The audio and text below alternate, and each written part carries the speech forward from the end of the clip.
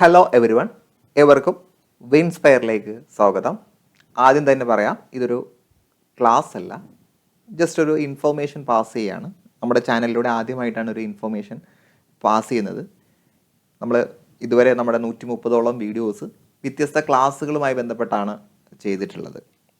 So ഇന്ന് ഞാൻ ഈ ഒരു ഇൻഫോർമേഷനായിട്ട് നിങ്ങളുടെ മുന്നിലേക്ക് വന്നിട്ടുള്ളത് വളരെ പ്രധാനപ്പെട്ട ഒരു മുന്നറിയിപ്പ് കൂടി നൽകുന്നതിന് വേണ്ടിയാണ്. നിങ്ങൾക്കറിയാം, ജൂലൈ 2-ന് 2025 ജൂലൈ 2-ന് കേടെറ്റിൻ്റെ നോട്ടിഫിക്കേഷൻ ഔട്ടായിട്ടുണ്ട്. അപ്പോൾ BEd അല്ലെങ്കിൽ DLEd ക്വാളിഫൈ ചെയ്ത എൻ്റെ പ്രിയപ്പെട്ട ടീച്ചേഴ്സിനോട് പറയാനുള്ളത്, എത്രയും പെട്ടെന്ന് തന്നെ നിങ്ങൾ കേടെറ്റ് ക്വാളിഫൈ ചെയ്യുക.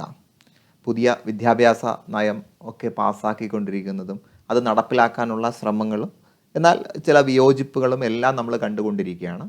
സോ ഒരു ടീച്ചർ എന്ന നിലയ്ക്ക് നമ്മൾ ഏറ്റവും കൂടുതൽ ശ്രദ്ധിക്കേണ്ടത്, പ്രത്യേകിച്ച് ഗവൺമെൻറ് ജോലി ഉറപ്പാക്കാൻ ആഗ്രഹിക്കുന്ന ടീച്ചേഴ്സ് അവരായിരിക്കുമല്ലോ കേടെറ്റ് എഴുതുക.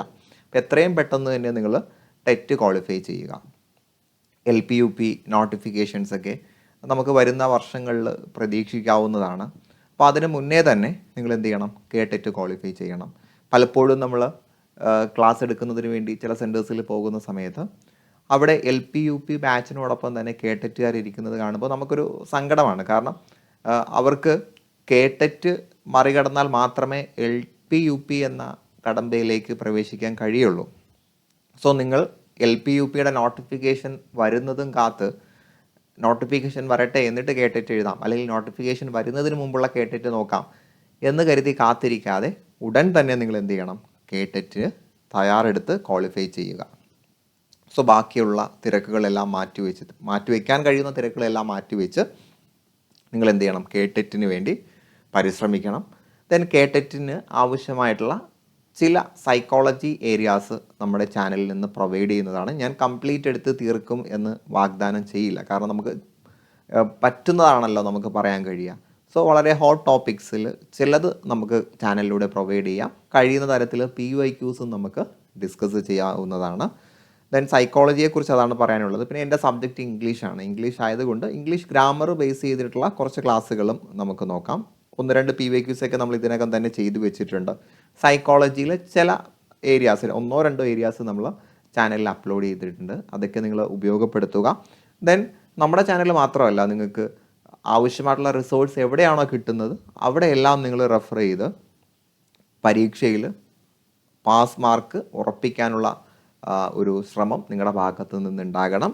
സോ ജൂലൈ 3 മുതൽ 10 വരെ നമുക്ക് കേടെറ്റിന് അപേക്ഷിക്കുവാനുള്ള സമയമാണ്. അപ്പോൾ അതിനുവേണ്ടി പരീക്ഷാഭവൻ്റെ സൈറ്റാണ് നിങ്ങൾ കാണേണ്ടത്, നിങ്ങൾ സന്ദർശിക്കേണ്ടത്. അത് നിങ്ങൾക്ക് അറിയും എന്ന് കരുതുന്നു. സോ അത് അറിയാത്ത ആളുകൾക്ക് വേണ്ടി ഞാൻ ജസ്റ്റ് അതിൻ്റെ ഒരു ലിങ്ക് പിൻ ചെയ്തേക്കാം. ദെൻ 23, 24 തീയതികളിലായിട്ടായിരിക്കും കേടെറ്റ് 1, കേടെറ്റ് 2, കേടെറ്റ് 3, കേടെറ്റ് 4 എക്സാമുകൾ നടക്കുക. ദെൻ ഓഗസ്റ്റ് 23, 24-നൊക്കെയാണ് പരീക്ഷ വരുന്നത്. ഓഗസ്റ്റ് 14 ആകുമ്പോഴത്തേക്കും ഹോൾ ടിക്കറ്റ് നമുക്ക് അവൈലബിൾ ആകുന്നതാണ്.